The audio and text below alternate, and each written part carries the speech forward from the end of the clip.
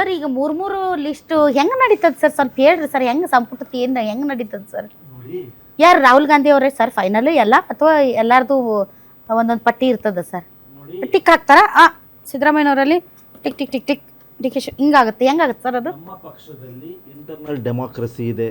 ಎಲ್ಲ ನಾಯಕರೊಂದಿಗೆ ನಾವು ಒಂದು ಫೀಡ್ಬ್ಯಾಕ್ ತಗೋತೀವಿ, ಪ್ರದೇಶವಾರು, ಪ್ರಾಂತ್ಯವಾರು, ಮತ್ತೆ ಪ್ರಾತಿನಿಧ್ಯ ಎಲ್ಲ.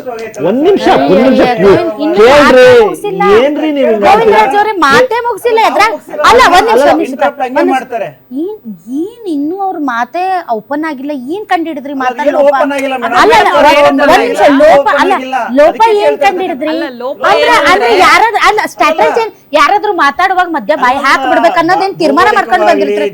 ಒಂದ್ ನಿಮಿಷ ಸರ್, ಅಲ್ಲ ಒಂದ್ ನಿಮಿಷ ಅಲ್ಲ ಸರ್, ನೋಡಿ ಒಂದ್ ನಿಮಿಷ ಸರ್, ಗೋವಿಂದರಾಜ್ ನಡೆಯುತ್ತೆ ಅಂದ್ರೆ ಪಾಯಿಂಟ್ ಬೈ ಪಾಯಿಂಟ್ಸ್ ನಡೆಯುತ್ತೆ.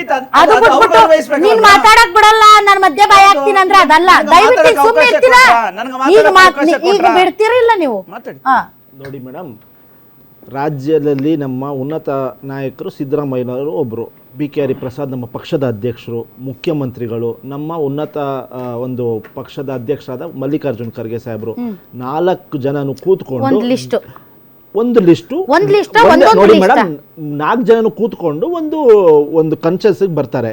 ಇವ್ರನ್ನ ಈ ವಿಭಾಗದಲ್ಲಿ, ಈ ಪ್ರಾತಿನಿಧ್ಯದಲ್ಲಿ ಇವ್ರನ್ನ ಅಕಾಮಡೇಟ್ ಮಾಡಬೇಕು ಅಂತ 4 ಜನನು ಕೂತ್ಕೊಂಡು ಮಾತಾಡ್ಬಿಟ್ಟು, ನೋಡಿ ಮೇಡಮ್, ಪಕ್ಷದಲ್ಲಿ ನಮ್ದು 40 ದಿನ ಎದಕ್ಕಾಯ್ತು ಹೇಳ್ರಿ ಜನರಿಗೆ ಹೇಳಿ ಸರ್, ಯಾಕಂದ್ರೆ ನಿಮ್ಗೆ ಉತ್ತರದಾಯಿತ್ವ ಇದೆ. 40 ದಿನ ಯಾಕೆ ಹಿಡಿತು, ಯಾಕೆ ಮುಂದಕ್ಕೆ ಹೋಯ್ತು?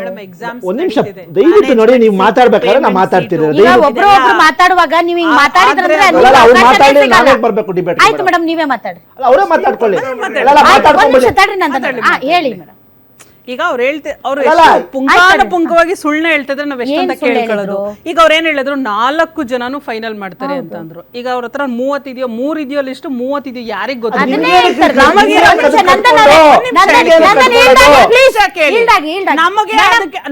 ನಿಮ್ಮ ಹತ್ರ ಎಷ್ಟು ಲಿಸ್ಟ್ ಇದೆ ಅದ್ರ ಅವಶ್ಯಕತೆ ಇಲ್ಲ. ನಮಗ್ ಬೇಕಾಗಿರೋದು ಸಚಿವರು. ನೀವ್ ಯಾವಾಗ ನೀವು ಅದನ್ನ ಅನೌನ್ಸ್ ಹೇಳ್ತಿದ್ರು, ಅದನ್ನ ಅವ್ರು ಹೇಳ್ತಾ ಇಲ್ಲ ಮೇಡಮ್. ಅವ್ರು ಹೇಳ್ತಾ ಇಲ್ಲ, ಇನ್ನೊಂದ್ 2 ದಿನ ಮುಂದಕ್ಕೆ ಹೋಗುತ್ತೆ. ಇದು ಚರ್ಚೆ ಅಲ್ಲ, ಇದು ಅಲ್ಲ. ದಯವಿಟ್ಟು ಹೆಂಗ್ ಮಾಡ್ಬೇಕು, ಚರ್ಚೆಯಲ್ಲಿ ಹೆಂಗ್ ಭಾಗವಹಿಸಬೇಕು, ಯಾವಾಗ ಮಾತಾಡ್ಬೇಕು ಅನ್ನೋದು ಕೂಡ ಒಂದು ಡೆಕೋರಂ ಮೇಂಟೈನ್ ಮಾಡಿ. ದಯವಿಟ್ಟು ಮಧ್ಯೆ ಮಧ್ಯೆ ಬಾಯಿ ಹಾಕೋದು, ಮಾತಾಡಕ್ ಬಿಡದೇ ಇರೋದು. ಶ್ವೇತಾ ಮೇಡಮ್ ದಯವಿಟ್ಟು ಸ್ಟಾಪ್ ಮಾಡಿ, ದಯವಿಟ್ಟು ಸ್ಟಾಪ್ ಮಾಡಿ. ಆರೋಗ್ಯಕರವಾಗಿ ಚರ್ಚೆ ಮಾಡ್ಬೇಕು, ಪಾಯಿಂಟ್ಸ್ ಇಟ್ಕೊಂಡು ಮಾತಾಡ್ಬೇಕು, ಸುಮ್ನೆ ಮಧ್ಯೆ ಬಾಯಿ ಹಾಕೋದಲ್ಲ. ಎಸ್ ಹೇಳಿ ಸರ್. ಧನ್ಯವಾದಗಳು ರಾಧಾ ಮೇಡಮ್ ಅವರೇ. 40 ದಿವಸದಲ್ಲಿ ನಮ್ಮ ಡಿ ಕೆ ಶಿವಕುಮಾರ್ ಯಾಕಾಗಿಲ್ಲ ನೋಡಿ, ದಯವಿಟ್ಟು ಕೇಳಿ ಪ್ಲೀಸ್. ಯಾಕಾಗಿಲ್ಲ ಅಂತಾನು ಹೇಳ್ತೀನಿ, ಯಾಕೆ ಆಗುತ್ತೆ ಅಂತಾನು ಹೇಳ್ತೀನಿ. ಯಾಕೆ ಆ ಕೆಲಸ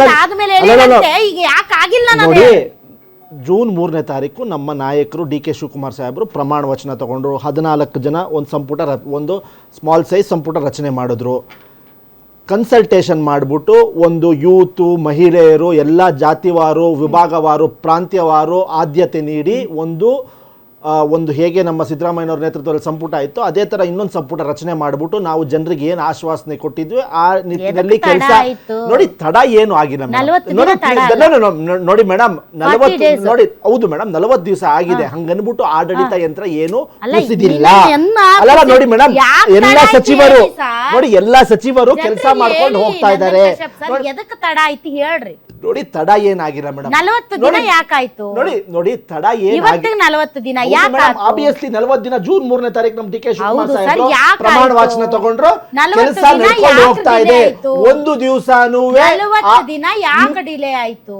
ಇನ್ಕ್ಲೂಡಿಂಗ್ ಯಾಕಾಯ್ತು ಅದ ಹೇಳಿ ಅಲ್ಲ. ನೀವು ಬಿಡಿ, ನಮ್ಗೆ ಗೊತ್ತಿದೆ ಆಡಳಿತ ಯಂತ್ರ ಹೆಂಗ್ ನಡೀತಾ ಇದೆ, ಅದನ್ನ ನಾವು ಹೇಳೋಣ. 40 ದಿನ ಕ್ಯಾಬಿನೆಟ್ ಇಲ್ಲ ಅಂದ್ರೂ ಆಡಳಿತ ಯಂತ್ರ ಕುಸಿದೋಗಿದ್ಯಾ? ಸರ್ಕಾರಿ ರಜದ ದಿವಸದೂ ಕೂಡ ನಮ್ಮ ಡಿ ಕೆ ಶಿವಕುಮಾರ್ ಅಧಿಕಾರಿಗಳ ಸಭೆ ಮಾಡಿದ್ದಾರೆ. ಅರ್ಥ ಇದೆ. 40 ನೀವು ಅಲ್ಲ ಕರೆಕ್ಟ್ ಸರ್ ನೀವು ಸರ್ಕಾರಿ ರಜೆ ದಿವಸನೂ ಕೂಡ ಸೆಕೆಂಡ್ ಸಾಟರ್ಡೇನು ಕೂಡ ವಿಧಾನಸೌಧದಲ್ಲಿ ಇಲಾಖಾವಾರು ಸಭೆ ಮಾಡಿದ್ದಾರೆ ನಮ್ಮ ಡಿ ಕೆ ಶಿವಕುಮಾರ್. ಭಾನುವಾರನೂ ಕೂಡ ಕಲಬುರಗಿಲಿ ಸಭೆ ಮಾಡಿದ್ದಾರೆ ಅಧಿಕಾರಿಗಳದ್ದು. ಹಾಗಾಗಿ ಹಗಲು ರಾತ್ರಿ ರಾಜ್ಯಕ್ಕೆ ನಾವು ಏನ್ ಆಶ್ವಾಸನೆ ಕೊಟ್ಟಿದ್ದೀವಿ ಮ್ಯಾನಿಫೆಸ್ಟೋಲಿ ಒನ್ ಬೈ ಒನ್ ಅಧಿಕಾರ ಆಯ್ತು ಬಿಡಿ. ನೀವು 14+1 ಹೌದು ಮೇಡಮ್, 15 ಜನ, ನೀವು 15 ಜನ ಮಾಡೋದು ಒಂದೇ ಕೆಲಸ. ಪಾಪ ನಾವು ಯಡಿಯೂರಪ್ಪನವ್ರು ಒಬ್ರೇ ಮಾಡಿದ್ದು ಒಂದು, ಅಂದ್ರೆ ಯಡಿಯೂರಪ್ಪನವರು ಒಬ್ರೇ ಇದ್ದುಕೊಂಡು ಆಡಳಿತ ಯಂತ್ರವನ್ನ ತುಂಬಾ ಸುಗಮವಾಗಿ ನಡೆಸ್ಕೊಂಡ್ರು. ನೀವು 15 ಜನ ಇದ್ರು ಕೂಡ ಆಡಳಿತ ಯಂತ್ರವನ್ನ ಸುಗಮವಾಗಿ ನಡೆಸ್ತಾ ಇದ್ದೀರಾ. ಕರೆಕ್ಟ್ ಇದೆ ಬೇಡ ಸರ್, ಅದ್ರ ಬದಲು ಒಬ್ರೇ ಇದ್ರೂ ನಡೀತಿತ್ತು. ನೋಡಿ ಮೇಡಮ್, ಒಂದು ಡಿ ಕೆ ಶಿವಕುಮಾರ್ ಒಬ್ರೇ ಇದ್ರೆ ನಡೀತಿತ್ತು ಸರ್. ಯಾಕಂದ್ರೆ ಅವರು ರಾಜ್ಯ ಭಾನುವಾರನೂ ಕೆಲಸ ಮಾಡ್ತಾ ಇದ್ದಾರೆ, 24x7 ಕೆಲಸ ಮಾಡ್ತಾ ಇದ್ದಾರೆ. ಒಬ್ರೇ ಇದ್ರೆ ಆಗಿತ್ತು ಯಡಿಯೂರಪ್ಪನವ್ರ ತರ. ನೋಡಿ ಮೇಡಮ್, ವಿತ್ ಡ್ಯೂ ರೆಸ್ಪೆಕ್ಟ್, ಆಡಳಿತ ಯಂತ್ರ ಒಂದು ಚೂರು ಆ ಕಡೆ ಈ ಕಡೆ ಹೋಗ್ದಂಗೆ ದಯವಿಟ್ಟು ನೋಡಿ 40 ದಿವಸದಲ್ಲಿ 40 ದಿವಸನೂ ಕೂಡ ಅಧಿಕಾರಿಗಳೊಂದಿಗೆ ಜನರೊಂದಿಗೆ ನೋಡಿ ಮೇಡಮ್, ಪ್ಲೀಸ್ ದಯವಿಟ್ಟು ಪ್ಲೀಸ್. ಕೃಷಿ ಸಚಿವರು ಯಾರು ಸರ್? D K Shivakumar. ಮಳೆ ಬರ್ತಾ ಇಲ್ಲ ಸರ್, ಬೆಳೆಗಳಿಗೆ ನೀರಿಲ್ಲ ಸರ್, ಡ್ಯಾಮ್ಗಳಿಗೆ ಇನ್ಫ್ಲೋನು ಇಲ್ಲ ಸರ್, ಬೆಳೆಗಳು ಒಣಗ್ತಾ ಇದಾವೆ ಸರ್. ಯಾನ್ ಕೇಳೋಣ ಇವಾಗ ಡಿ ಕೆ ಶಿವಕುಮಾರ್ ಅವರ ಕೃಷಿ ಸಚಿವರು ನೋಡಿ, ಅವರು ರಾಜ್ಯದ ಮುಖ್ಯಮಂತ್ರಿಯಾಗಿ ಸರ್ ಬಹಳ ಈಗ ಏನು ಬಹಳಷ್ಟು ಮಕ್ಕಳ ವಿಚಾರದಲ್ಲಿ ಸ್ಕೂಲ್ಗಳು ಅದು ಇದು ಸಿಕ್ಕಾಪಟ್ಟೆ ಇಶ್ಯೂಸ್ ಆಗಿ ಶಿಕ್ಷಣ ಸಚಿವರು ಯಾರು ಸರ್?